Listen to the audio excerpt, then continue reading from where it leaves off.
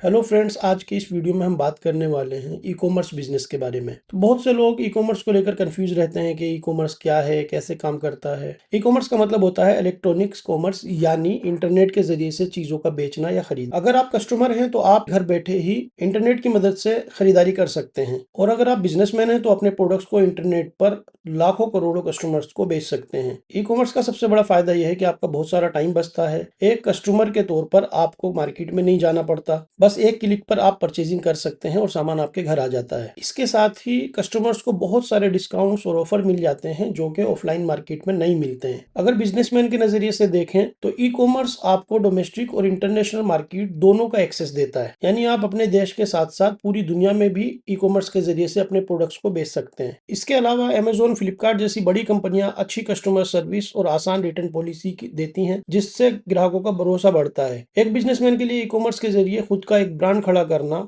बहुत आसान काम है और कम खर्चीला भी है। अगर आपकी प्रोडक्ट क्वालिटी अच्छी है तो कस्टमर आपसे बार बार परचेजिंग करते हैं, वो आपके स्टोर पर बार बार विजिट करते हैं, जिससे आपकी प्रॉफिट मार्जिन अच्छा बन जाता है। अब बात करते हैं कि अगर आप फ्लिपकार्ट या अमेजोन जैसी बड़ी कंपनियों के साथ जुड़कर अपना ई कॉमर्स बिजनेस करना चाहते हैं तो आपके पास क्या क्या ऑप्शंस हैं। इसमें सबसे पहला और सबसे पॉपुलर है FBA, जिसे फुलफिलमेंट बाय अमेजोन भी कहा जाता है, और फ्लिपकार्ट में इसे फ्लिपकार्ट एस्योर्ड या FBS कहते हैं। इस मॉडल में अपने प्रोडक्ट्स को कंपनी के वेयरहाउस यानी उनके गोडाउन में एडवांस में भेजना होता है। जब भी कस्टमर का ऑर्डर आता है तो फुलफिलमेंट फैसिलिटी आपके ऑर्डर को पैक करती है और डिलीवरी और रिटर्न संभालने का काम फुलफिलमेंट सर्विस का होता है। इसका फायदा यह है कि प्रोडक्ट्स पर प्राइम या एस्योर्ड का टैग लग जाता है, जिससे सेल्स काफी बूस्ट हो जाती है। कुछ केसेस में तो ऐसा भी देखा गया है कि 4 गुना, 5 गुना तक, 10 गुना तक भी आपकी सेल हो सकती है नॉर्मल फुलफिलमेंट से। दूसरा ऑप्शन होता है फुलफिलमेंट बाय सेलर, जिसे अमेजोन पर MFN यानी मर्चेंट फुलफिल्ड नेटवर्क या सेल्फ शिप भी कहा जाता है। इस मॉडल में आपके प्रोडक्ट्स आपके पास ही रहते हैं। जब कोई ऑर्डर आता है तो आपको उसको पैक करना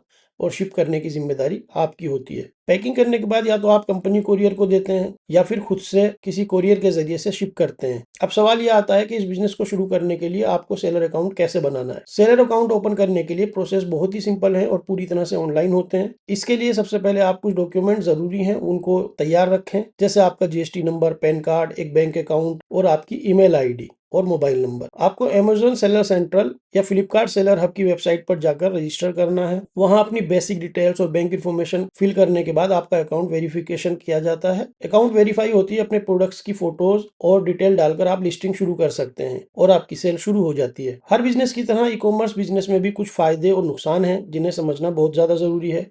फायदों की बात करें तो सबसे बड़ा फायदा यह है कि लो इन्वेस्टमेंट है, यानी आप कोई भी महंगी दुकान या शोरूम आपको खोलना नहीं होता है, लेने की जरूरत नहीं पड़ती, रेंटल नहीं होता है उतना। आप 24 घंटे और 7 दिन बिजनेस चालू रख सकते हैं, क्योंकि ऑनलाइन मार्केट कभी बंद नहीं होता है। इसके अलावा आपको करोड़ों कस्टमर्स का रेडीमेड बेस बना हुआ मिल जाता है, जो कि अमेजोन या फ्लिपकार्ट के होते हैं, जिससे आपको शुरुआत में ही ऑर्डर्स मिलने की संभावना बढ़ जाती है। नुकसान की बात करें तो सबसे बड़ा नुकसान यह है और चैलेंज ये है कि कंपटीशन बहुत ज्यादा होता है, क्योंकि एक ही प्रोडक्ट्स को बेचने वाले काफी सेलर हो सकते हैं, और आपके आने के बाद भी सेलर, अगर एक अच्छी लाइन है और आपने शुरुआत की है तो उसमें सेलर बढ़ सकते हैं। दूसरा बड़ा नुकसान ये होता है कि इसमें रिटर्न चार्जेस होते हैं, कोरियर चार्ज आपका लगता है अगर रिटर्न भी है दोनों तरफ का, और कुछ कंपनीज तो उसमें कुछ कमीशन भी लेती हैं। और समटाइम ये भी देखा गया है कि प्रोडक्ट डैमेज होकर के वापस आते हैं, वो भी एक नुकसान होता है। कई दफा मिस हो जाते हैं, वो भी एक नुकसान होता है। एक और इसके अंदर ये चीज होती है कि आपको हर सेल पर कंपनी को कोई फिक्स कमीशन देना होता है, लॉजिस्टिक फीस देनी होती है, जिससे आपका प्रॉफिट मार्जिन थोड़ा कम हो जाता है। इसमें एक सवाल यह है कि ई कॉमर्स बिजनेस किसको करना चाहिए। अगर आप एक छोटे दुकानदार हैं, मैन्युफैक्चरर हैं या होलसेलर हैं और अपने बिजनेस को बड़े लेवल पर ले जाना चाहते हैं तो ये आपके लिए एक बेस्ट ऑप्शन हो सकता है। अगर आप एक स्टूडेंट हैं, हाउस वाइफ हैं या पार्ट टाइम करके एक्स्ट्रा इनकम करना चाहते हैं तो भी आप इसको आसानी से सीख कर सकते हैं। या फिर आपके पास कोई ऐसा यूनिक प्रोडक्ट है जो कि लोकल मार्केट में नहीं मिलता है तो ऑनलाइन प्लेटफॉर्म आपके लिए सोने की खदान साबित हो सकता है। रीच मिल सकती है आपको उस प्रोडक्ट को बेचने के लिए। इस बिजनेस में सक्सेसफुल होने के लिए आपको कुछ बातों का खास ध्यान रखना होगा, जैसे आपके प्रोडक्ट की तस्वीरें बहुत अट्रैक्टिव होनी चाहिए,